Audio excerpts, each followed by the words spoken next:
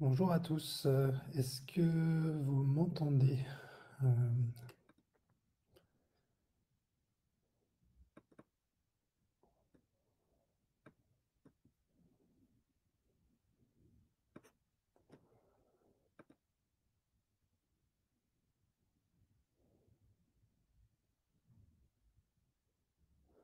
on va démarrer notre webinaire d'aujourd'hui. J'espère que vous nous entendez bien. Si certains d'entre vous peuvent peut-être partager un petit commentaire sur le fait que le son soit effectivement bon pour vous tous aujourd'hui. Ouais, en tout cas, n'hésitez pas à mettre un petit commentaire là-dessus. Bonjour à tous, bonjour à ceux qui nous rejoignent. Euh, Aujourd'hui, on va avoir un petit webinaire un peu spécial. Qui est un sujet que j'avais envie de traiter personnellement et qui concerne aujourd'hui un peu le contexte général, qui est à savoir ce contexte de récession et pour certaines entreprises, pas toutes, certaines entreprises s'en sortent très bien, d'autres entreprises c'est parfois un peu plus délicat. Euh, et on a effectivement un sujet parfois de panne de croissance qui est associé à une forme de récession. Et l'idée, c'était de remettre effectivement tous ces sujets-là en perspective et aussi comment HubSpot peut vous aider à réussir. Je m'appelle Christian Neff, je suis le dirigeant et le fondateur de Marketive. On est une organisation au service, nous, de la croissance. On accompagne notamment pas mal d'entreprises aujourd'hui au sujet sur des terrains de la digitalisation du marketing et des ventes, et notamment via HubSpot. On est une quarantaine de personnes, on a accompagné quasiment 400 clients aujourd'hui, depuis une petite dizaine d'années sur tous les secteurs d'activité, des grands, des petits, des moyens, des B2B, des B2C, et souvent avec des logiques technologiques, et notamment avec l'utilisation d'HubSpot, qui est un produit aujourd'hui assez complet, à la fois CRM, outils marketing, outils de service client, même CMS, donc outil qui va permettre de motoriser des sites internet entiers. Et on l'utilise du coup pour la plupart de nos clients. Et il a été intéressant pour moi en fait de me rappeler à quel point cette solution-là aujourd'hui, elle répond à plein d'enjeux qui sont particulièrement actuels dans le contexte qu'on est en train de vivre. Notre offre de service, du coup, plutôt assez large, consulting, mais aussi mise en place de solutions, du marketing automation, de l'inbound marketing, du service client, du CRM, et puis on verra comment tout ça, finalement, aujourd'hui, c'est tout particulièrement sur le devant de la scène pour beaucoup d'entreprises, et puis de l'accompagnement, de l'accompagnement à la lead gen, de l'accompagnement aussi à l'utilisation de ces technologies-là pour les mettre au service de vos équipes commerciales, marketing, service client, opération, et tout ça dans une logique d'autonomie. Donc on fait aussi beaucoup de formations pour nos clients. Les outils qu'on propose ne sont pas des outils compliqués, mais l'objectif, c'est que nos clients soient le plus autonomes possible et les utilisent de la meilleure manière possible. Quand on a dit ça, du coup, on arrive au sujet le sujet d'aujourd'hui, qui est finalement de se parler de cette panne de croissance, de cette ambiance un peu générale. On est dans la reprise post-Covid, on a eu effectivement les pénuries, on a un contexte énergétique qui est un peu particulier, politique, économique. Et d'une manière générale, on sent que on a une croissance qui ralentit un peu, voire dans certains secteurs une décroissance. Et avec du coup un thème derrière ça qui est de se dire comment est-ce qu'on va faire mieux avec moins. Alors ça a l'air un peu contradictoire parce qu'on a toujours eu l'habitude d'avoir pas mal de ressources et finalement d'avoir une croissance qui était accompagnée par davantage de ressources. Alors aujourd'hui, on doit défendre la croissance parfois avec autant de ressources ou continuer la croissance avec autant de ressources, voire du coup finalement faire avec moins encore que ce qu'on avait hier. Donc ça paraît finalement un peu compliqué à gérer. Et puis on a d'une manière générale aussi besoin d'aller plus droit au but. On a finalement moins de marge de manœuvre. Il faut être plus précis dans nos réalisations marketing, nos réalisations commerciales et trouver le chemin aussi le plus rapide finalement pour aller à l'objectif. On peut moins se permettre de faire des choses qui sont non essentielles. Donc il faut avoir les idées claires, il faut avoir les bons tableaux de bord, il faut avoir les bonnes initiatives qui vont nous permettre de réussir. Pour rentrer dans le vif du sujet, il y a plusieurs il y a plusieurs sujets qui sont en train finalement de nous impacter. Organisation au sens large. on a un sujet qui est lié à l'inflation et l'augmentation généralisée des coûts. Donc ça va avoir plusieurs impacts, hein. On va avoir, d'une manière générale, on le vit typiquement dans nos vies personnelles, hein, les choses sont plus chères, hein, l'énergie est plus chère, les biens de première consommation, de première nécessité sont effectivement aussi plus chers. Donc une augmentation généralisée des coûts qui se répercute petit à petit sur la plupart des secteurs, hein, soit par anticipation, soit par nécessité, hein. On a vu dans l'artisanat que certains produits sont plus chers et du coup ça se répercute sur le prix des prestations. Les salaires aussi ayant tendance à augmenter, ça se répercute effectivement sur les prix.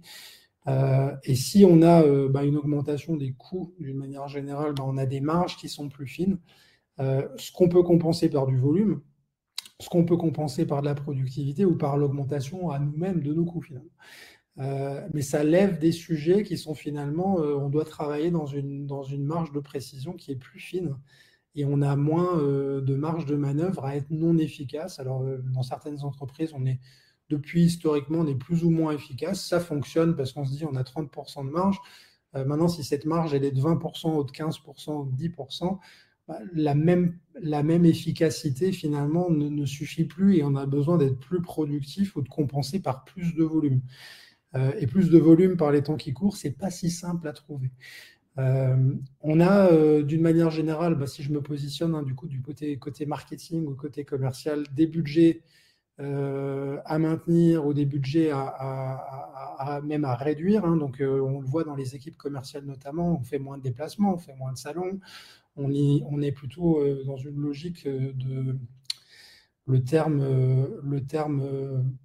le terme peut varier, mais une logique de conservation finalement, où on va avoir l'objectif de réduire ou de faire en sorte que ces budgets n'explosent pas, voire soient le plus freeze possible. Donc marketing, les événements, le média, les publicités, les ads, etc. Donc on va essayer d'être beaucoup plus précautionneux sur ça. On est obligé d'y aller, mais en tout cas de réduire cette voilure-là. Donc et ça lève le sujet finalement d'un besoin de précision au sens large et de concentration aussi des efforts, peut-être de se recentrer sur le produit le plus efficace, de se reconcentrer sur le marché aussi où on a le plus de facilité et d'être peut-être un peu moins exotique dans nos approches marketing et vente pour faire en sorte au moins d'avoir un 80-20, mais un 80 qui fonctionne de la manière la plus efficace possible. Et ça demande aussi quelque part d'avoir des outils qui nous permettent de mesurer de manière assez fine ce qui marche et ce qui ne marche pas. Donc un besoin de pouvoir mieux anticiper le futur, donc ça va avec la notion de reporting, et de savoir finalement combien est-ce qu'on va faire de chiffre d'affaires fin du mois, le mois prochain, jusqu'à la fin de l'année, de manière à aussi anticiper la stratégie générale de l'entreprise. Donc cette logique inflationniste et d'augmentation généralisée des coûts, elle a pas mal elle a et des causes et des conséquences, de manière parallèle ou finalement aussi conjointe, parce que l'augmentation des salaires a aussi un coût sur l'inflation au sens large. On a un contexte aujourd'hui qui est complexe au niveau des talents, augmentation des salaires pour combattre aussi l'inflation de tous. On a une pénurie de talents et on est aussi face dans un contexte de grandes démissions.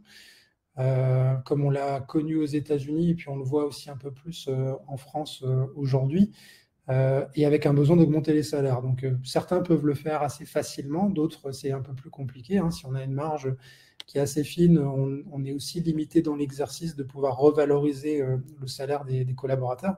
Donc ça met encore plus de pression. On a des recrutements qui sont plus longs, parce qu'en période effectivement qui est un peu contrastée comme aujourd'hui, sortir des gens de leur poste et leur faire risquer une période d'essai, c'est pas si simple que ça. C'est des cycles qui sont plus longs, des gens qui sont plus précautionneux. On a aussi finalement un manque de ressources, parce que dans une logique de réduction, optimisation des coûts, on a des recrutements qui sont gelés, qui sont annulés, et ça lève aussi dans certains cas des tendances à un retour à la sous-traitance. On avait une tendance notamment chez beaucoup de startups, de sur-internaliser plein de sujets, même un peu annexes. Aujourd'hui, on en revient beaucoup. Il y a un retour assez fort de la sous-traitance et on le voit bien chez Marketing aussi, hein, puisqu'on est, on est fortement, nous, sollicités pour intervenir peut-être une demi-journée par semaine, une journée par semaine, là où avant, on recrutait quelqu'un pour faire ce job-là en interne. Et finalement, on est en train de demander plus à nos collaborateurs et on leur demande aussi plus de travail et plus d'efforts et finalement, ils sont plus rares et plus difficiles à trouver. Donc c'est un peu antinomique, c'est un peu complexe à gérer, mais on est en même temps obligé d'offrir aux collaborateurs aussi une meilleure expérience de travail pour espérer les conserver. Donc il y a des choses qui sont un peu contradictoires par ici, mais en tout cas le marché de l'emploi est compliqué et on a besoin de prendre soin des équipes, de les rendre efficaces, de les rendre productifs sans forcément les surcharger et de pouvoir leur offrir les bons outils pour en tout cas atteindre leur mission avec le nouvel énoncé qui est essaye de faire plus avec moi. Donc ça, c'est effectivement une donne qui n'est pas simple et évidemment un contexte de ralentissement des ventes. Hein, donc ça veut dire des cycles de vente plus longs, des négociations qui sont évidemment plus complexes parce qu'on va parler plus, on veut être sûr de ce qu'on achète, on va vouloir faire des négociations qui sont plus difficiles. On a de la pression aussi sur les équipes commerciales, donc ça dans le contexte de difficultés au niveau des talents, c'est aussi c'est jamais très bon. On a parfois des gens qui n'atteignent pas leurs objectifs, donc ils n'ont pas leur salaire variable et ça met aussi une ambiance compliquée. Donc ça, c'est vraiment quelque chose qui est pas simple et on a besoin de trouver des leviers nouveaux finalement de croissance en testant des nouveaux outils, des nouveaux canaux, en trouvant des solutions sans forcément recruter et sans forcément dépenser plus d'argent. On avait l'habitude souvent de le voir dans les forces de vente de nos clients. J'ai 20 commerciaux, 30 commerciaux, 50 commerciaux. Si je dois augmenter l'objectif, il me faut X personnes de plus dans mon équipe. Aujourd'hui, on a plutôt un raisonnement qui est de se dire comment est-ce qu'on rend ces personnes-là plus efficaces, plus productives, comment est-ce qu'on les alimente mieux en lead, comment est-ce qu'on leur donne les outils qui vont leur permettre de faire plus en une journée. Et c'est plutôt dans cette direction-là aussi qu'on le verra avec HubSpot qu'on est en train de s'embarquer. Et donc, on a besoin de se battre aussi hein, pour chaque deal. À l'époque, on était peut-être un peu plus à l'aise. Et puis, quand il y a un client qui ne nous rappelait pas, ben, s'il n'était pas intéressé, il n'était pas intéressé, avec toutes les nuances que ça peut avoir en fonction des différents marchés, des différentes industries. Aujourd'hui, on comprend qu'un client, c'est un client et on essaie de se battre aussi pour chaque deal. Hein, et ça tient souvent à pas grand-chose. Hein, c'est la bonne relance, le bon message, le bon process, le bon outil qui va nous permettre d'être présent en avant-vente, d'être le plus rassurant, le plus visible et de gagner le deal parfois un peu moins cher parce que voilà, les négociations doivent aussi prendre compte du contexte, mais en tout cas d'être capable de se battre dans ce contexte-là. Et le dernier point qu'on voulait aborder ici, c'était la notion de relation client, puisque finalement, on a aussi des relations clients qui sont plus tendues et des attentes qui sont plus élevées, et des clients qui finalement vont sacrifier peut-être votre service ou votre produit parce que ce n'est pas suffisamment indispensable ou ils ne le perçoivent pas. Hein, c'est pas forcément toujours c'est plutôt une notion de valeur perçue plutôt que de valeur réelle. Donc, comment est-ce qu'aussi on se défend, peut-être on remarquette aussi notre produit, on remarquette notre offre pour être un peu plus identifiable, nécessaire, indispensable, un peu moins sacrifiable. D'être aussi de s'inscrire dans une logique où on va être capable de comprendre des clients qui ont besoin de faire des économies, comment est-ce qu'on les accompagne en termes de conditions de paiement, en termes de facturation, en termes de pricing model d'une manière générale pour faire en sorte qu'on puisse rentrer dans leur case et qu'ils soient capables de montrer qu'il y a des efforts qui sont faits à leur direction ou à leur hiérarchie. Hein. Parfois, ça tient à ce genre de choses-là.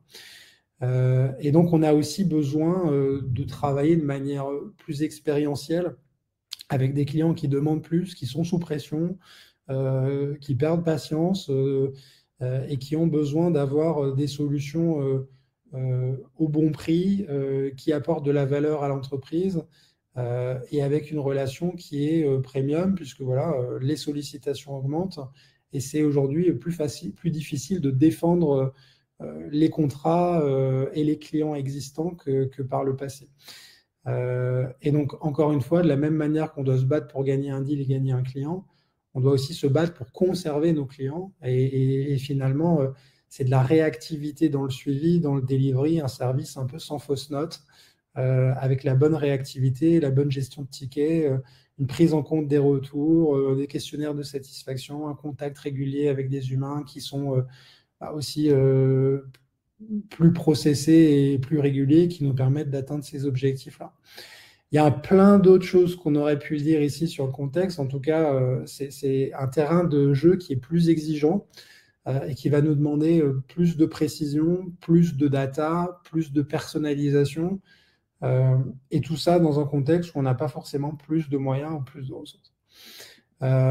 C'était intéressant pour moi, du coup, de présenter HubSpot sous cet angle-là parce que je le trouve particulièrement pertinent en termes de solutions, parce que ça répond très largement à tous ces enjeux-là. Alors, pour ceux qui ne le connaissent pas, HubSpot, c'est un outil, c'est un CRM, hein, donc on le voit ici sur le petit schéma où vous avez le CRM au centre. Donc, c'est une solution SaaS qui est assez facile à manipuler, à installer et à mettre en place dans les organisations de manière générale, avec un CRM au centre, hein, donc de la donnée client, des comptes, des contacts, des opportunités, etc., etc. Et on va avoir des fonctionnalités qui vont graviter autour de ce cœur de données, qui vont nous permettre, par exemple, d'activer des fonctionnalités marketing. Hein, j'envoie des emails, par exemple, je vais être capable de mettre en place des initiatives d'expérience client sur des sujets marketing. Je vais être capable d'avoir des outils d'engagement sur la partie commerciale. Hein, qu'est-ce que je mets à disposition de mes équipes de sales pour qu'elles soient plus efficaces? Et j'ai la même chose sur du service client. Et donc, finalement, je viens répondre à tous ces gros enjeux de productivité, de performance, d'efficacité, avec une solution qui incorpore tout ça. Certains commencent par le CRM, certains font tout de suite en même temps. Il n'y a pas de religion à avoir. En tout cas, l'idée, c'est de se dire comment est-ce qu'on peut avoir un outil qui nous permet de faire autant ou plus avec un peu moins de ressources, plus d'organisation, plus de process, quelque chose de plus scalable, de plus répétable et de mieux organisé sur nos priorités qui nous permettent de réussir dans ces temps qui sont un peu incertains. Donc, quand je disais c'est un CRM au service de tous, on a dans le CRM finalement les sales, hein, donc des gens qui vont contacter, relancer les prospects, créer les opportunités, faire du business. On a les gens dans le marketing qui vont envoyer des mails, créer des campagnes, envoyer des SMS, animer le site internet, piloter par exemple des ads ou des landing pages qui vont être promus sur Google AdWords par exemple. Ça, c'est aussi une population qu'on va retrouver dans cette technologie-là. On a nos personnels de service client, les success managers, les account managers, donc les gens qui sont au contact des clients sur le produit, sur le service au quotidien, qui vont gérer des demandes entrantes, des réclamations, du delivery. Et l'idée, c'est que tous ces gens-là, finalement, se retrouvent à travailler dans la même plateforme avec le même niveau d'information et le meilleur alignement possible. On le voyait historiquement plutôt comme ça. Hein. Donc, le marketing, son boulot, c'est de générer des leads, les ventes, ça close le business, et puis le success, le service et les ops, ça prend le relais à la suite.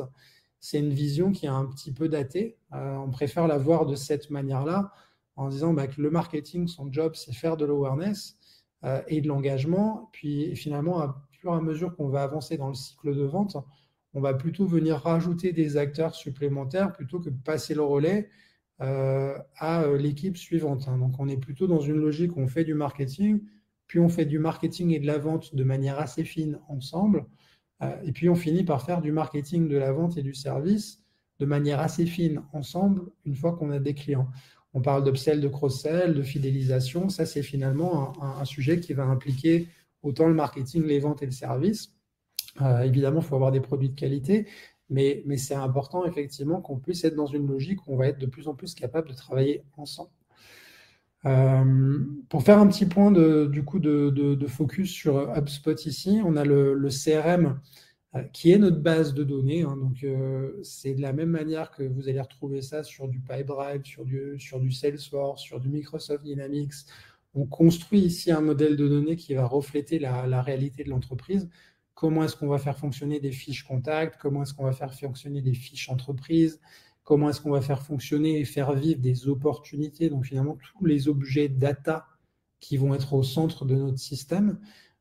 Et puis, on va faire graviter des fonctionnalités un petit peu avancées, comme par exemple HubSpot Sales, qui va nous permettre de manière hyper moderne, et ça, c'est des choses qu'on pourra voir en démonstration si ça vous intéresse. N'hésitez pas à nous contacter dans cette direction-là. Il y a aussi plein de vidéos qui existent sur comment un HubSpot peut finalement aller beaucoup plus loin qu'un CRM un peu statique, mais va nous permettre d'avoir des tâches automatiques, des tâches de relance automatiques, des emails qui sont pré-rédigés, parce que souvent nos équipes commerciales, elles passent beaucoup de temps à faire des emails qui vont être récurrents, qui vont être envoyés à pas mal de prospects ou pas mal de clients. L'objectif, c'est de faire en sorte que dans une journée de travail commercial, on se retrouve avec un maximum d'interactions, un maximum d'appels, un maximum de création de devis, et pas trop de qui est-ce que je dois rappeler, où est-ce que ça se passe, comment je trouve mes contacts. Donc l'idée est vraiment de mettre à disposition un outil qui nous permet de faire plus avec moins. Hein. Donc plutôt que de recruter peut-être 2, 3, 4 commerciaux de plus, je vais peut-être leur mettre à disposition un outil qui va leur permettre de faire 2 fois plus en une journée. Donc, c'est quelque chose qui est vraiment aujourd'hui assez efficace. Et c'est d'autant plus efficace qu'on va aussi pouvoir aligner ça avec des initiatives marketing, donc des initiatives de génération de leads.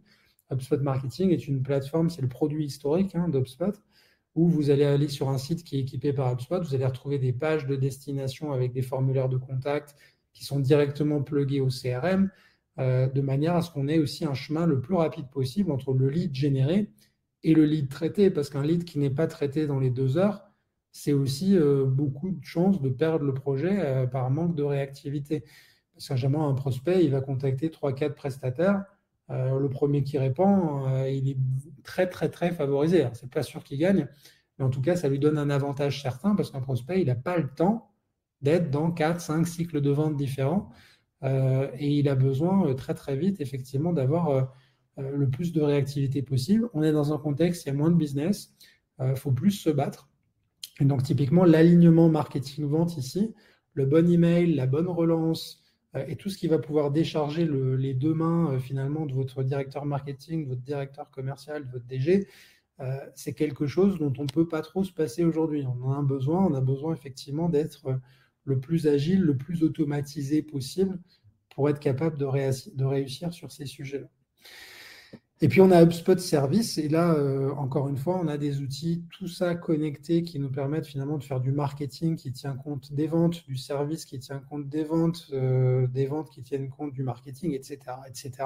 Parce que la donnée, elle est au centre. Et donc, finalement, qui est client, qui est non client, qui est prospect chaud, qui n'est pas prospect chaud, qui est disqualifié, qui est un deal perdu de l'année dernière que je dois relancer, qui est un client important qui a un incident en ce moment que je dois traiter en priorité. Toutes ces informations-là, HubSpot CRM au centre les a, et on a cette suite de services qui nous permet de travailler efficacement sur notre sujet. Et HubSpot Service va être finalement, de la même manière qu'on a HubSpot Sales, va être un outil de productivité pour les équipes qui travaillent avec les clients au quotidien et pour éviter qu'on ait des loupés, un incident qui est oublié, un incident qui n'est pas traité. À un moment, dans HubSpot Service, quand on a un problème, on crée un ticket. Et ce ticket, il a un statut à un moment qui est censé être résolu le plus rapidement possible. Et on va pouvoir le mesurer, on va pouvoir en tenir compte, on va pouvoir travailler à l'amélioration continue finalement de notre expérience client. On a déjà accompagné des clients sur la mise en place d'HubSpot Service. On divise par 4 ou par 5 le temps de gestion des tickets parce que c'est vite attribué à une bonne personne. Et ça, par les temps qui courent, c'est potentiellement aussi tout un tas d'atouts qui vont nous permettre de fidéliser nos clients et en tout cas de se battre et de mettre toutes les chances de notre côté pour qu'on puisse les garder et les accompagner dans le temps. Je vous ai mis ici effectivement une fiche contact. Alors c'est hyper simplifié, mais pour ceux qui ne connaissent pas la plateforme, pour que vous ayez une idée de ce à quoi ça ressemble, on a ici une fiche d'un contact, nom, prénom, email. On a la possibilité de personnaliser complètement les informations qu'on va avoir. Et on a ici au centre, finalement, cette vision commune de qu'est-ce qu'il a vu sur le site, est-ce qu'il a cliqué des emails, est-ce qu'il a payé sa facture, est-ce qu'il y a une nouvelle opportunité en cours avec lui, est-ce qu'il a soumis un ticket qui doit être résolu dans les prochains jours.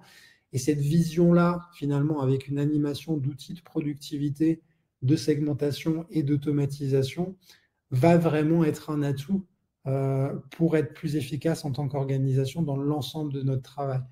Et HubSpot, du coup, dans ce sens-là, répond bien aux enjeux dont on parlait en préambule sur le faire plus avec moi.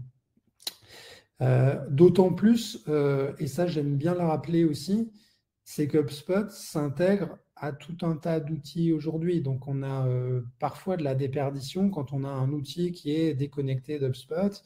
On va ressaisir des informations dans un outil de facturation, dans un outil de suivi, dans un outil d'opération.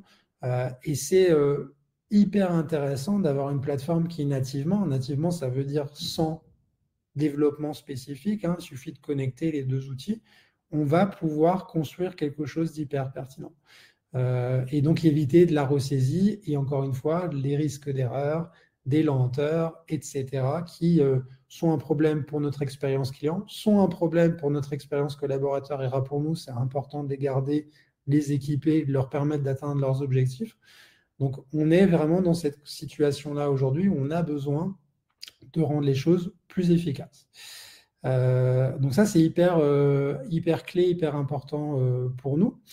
Et puis, je voulais terminer aussi ce webinaire aujourd'hui, peut-être sur des exemples un peu plus concrets. Donc, on parle de croissance. La croissance, c'est un processus qui est, pour ceux qui connaissent, hein, on parle de grosse hein, à l'américaine, sur le funnel R, donc de l'acquisition, de l'activation. On rajoute parfois aussi awareness dans le haut de l'entonnoir, avec l'idée qu'on va finalement faire de l'awareness, faire de l'acquisition, donc c'est-à-dire trouver des leads, activer ces leads pour en faire des clients, et puis ensuite on rentre dans une logique où l'objectif de la croissance, c'est de les garder, de faire en sorte qu'ils parlent bien de nous et de faire en sorte que tout ça nous apporte un revenu.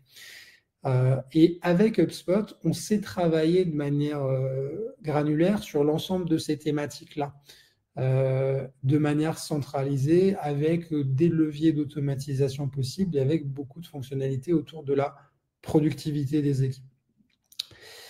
Ça nous permet donc finalement de récupérer de l'information centralisée sur tout un tas de sujets comme cela. Ça nous permet d'être plus agile. Ça nous permet aussi d'identifier assez facilement des priorités. Plus j'ai de données, on améliore. Moi, j'aime bien dire ça chez nous. Hein, c'est plus on mesure, plus on est en capacité d'améliorer les choses. On n'améliore que ce qu'on sait mesurer.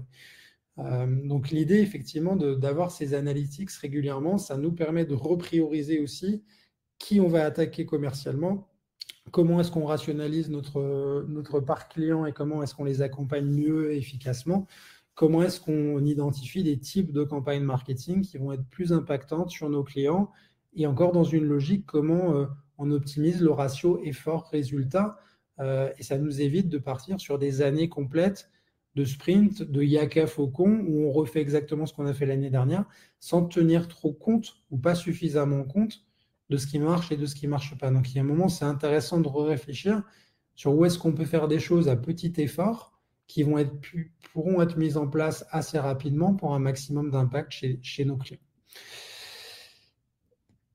Donc, HubSpot est une machine qui nous permet de faire ça. Elle a plusieurs atouts. Ceux que ça intéresse, je serais ravi d'en parler avec eux. Il y a aussi beaucoup de contenu qui existe par ailleurs, qui est facile à paramétrer. Hein. Globalement, on n'est pas dans les mêmes ambiances que ce qu'on peut voir sur du Salesforce, par exemple, où ça demande quand même beaucoup d'expertise. C'est assez facile de démarrer rapidement. On a des fonctionnalités qui sont assez évolutives, on a des produits qui sont gratuits et qui deviennent de plus en plus payants, complets, au fur et à mesure qu'on grossit ou qu'on devient mature sur des sujets. Pour les équipes, on a beaucoup d'agilité, c'est-à-dire qu'au quotidien, on va être capable d'utiliser de manière très facilitée cette solution-là. Et donc d'avoir, au sens large, beaucoup d'adoption et beaucoup de productivité. Et ça, c'est quand même la clé quand on a un outil qui est utilisé par 20, 30, 40, 50 personnes. Comment est-ce qu'on les met dans une posture où ils sont efficaces, engagés et où on a un produit qui répond vraiment à leurs besoins. Donc, vu que c'est facile à mettre en place, c'est facile à faire évoluer, c'est aussi facile à manipuler. C'est aussi intégré avec d'autres technologies, donc pas trop de ressaisie. Finalement, un outil où on passe beaucoup de temps et qu'on finit par beaucoup mieux maîtriser que plein d'outils morcelés à gauche à droite.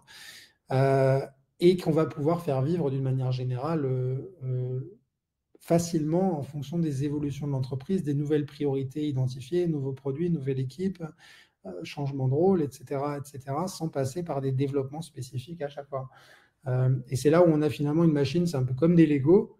On va être capable de construire, d'aménager, d'améliorer, d'automatiser au fil de l'eau des nouveaux pain points ou des nouvelles difficultés identifiées. Et si je me positionne dans une logique un peu plus spécifique autour du marketing, HubSpot est un outil qui va nous permettre d'activer assez rapidement tout un tas de priorités marketing sur les bases de données de contact qu'on a aujourd'hui, en se disant qui sont des prospects, qui sont des clients, qu'est-ce que je peux leur raconter assez rapidement par email, par SMS pour être efficace. Est-ce que je peux peut-être alterner une dynamique de relance sur nos clients, nos prospects à fort potentiel avec un email, une tâche commerciale, une relance commerciale et ensuite 3-4 emails si derrière on n'arrive pas à générer un intérêt, de manière à rentrer dans une logique de productivité et d'automatisation. De pouvoir mesurer les types de campagnes qui fonctionnent, des campagnes qui ne fonctionnent pas, de pouvoir tenter des choses aussi qui peuvent être mises en place en quelques minutes. Est-ce que c'est intéressant peut-être d'avoir un chat sur notre site internet? Est-ce que ça ne marche pas dans mon secteur d'activité? Il suffit de cliquer, de le mettre en place, de se donner une semaine ou 2 semaines et de voir si ça donne quelque chose.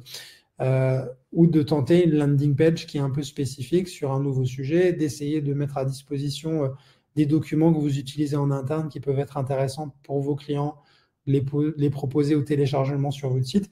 Toutes ces petites actions, globalement, elles deviennent une commodité opérationnelle avec HubSpot. C'est facile à faire, ça va vite.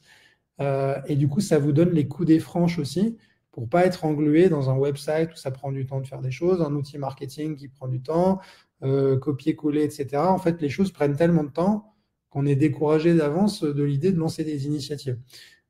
Avec HubSpot, on peut le faire, ça va vite, donc ça ne résout pas tous les problèmes, il faut avoir les bonnes idées, il faut être quand même organisé, mais ça nous permet en tout cas de reprendre le contrôle sur notre dispositif marketing, d'y aller à haute fréquence, et sans forcément recruter 3-4 personnes, de vraiment booster la productivité marketing et de rajouter des leviers de croissance. On a la même chose pour l'équipe commerciale. Alors, j'en ai parlé un petit peu plus tôt, mais les équipes commerciales aujourd'hui, ça dépend des secteurs d'activité, ça dépend de l'offre, ça dépend des volumes, ça dépend de plein de paramètres. Mais on peut, grâce à HubSpot, faire plein de choses aujourd'hui qui sont hyper prioritaires et hyper efficaces. On peut créer automatiquement des tâches dans le CRM sur certains types d'événements. On peut relancer des opportunités perdues de manière automatique. On va pouvoir aligner plus facilement le marketing et les ventes. Dès qu'un lead est généré, il est automatiquement attribué, il est automatiquement traité avec une tâche commerciale dans l'heure. On a tout un tas de choses qu'on peut mettre en place pour faire en sorte que l'opérateur commercial, le sales, soit au bon endroit au bon moment, à parler au bon contact avec le bon format, la bonne tâche, la bonne notif, le bon contexte, parce que plus on a le marketing qui est aligné avec les ventes, plus je sais pourquoi j'ai ce lead, pourquoi j'ai ce prospect, de quoi je vais lui parler. Et ça me donne des atouts dans ce côté aussi pour faire écho à la situation qu'on décrivait en préambule, où il faut se battre, où il faut être meilleur et où il faut avoir plus de contexte pour aussi être percutant et pertinent chez le client.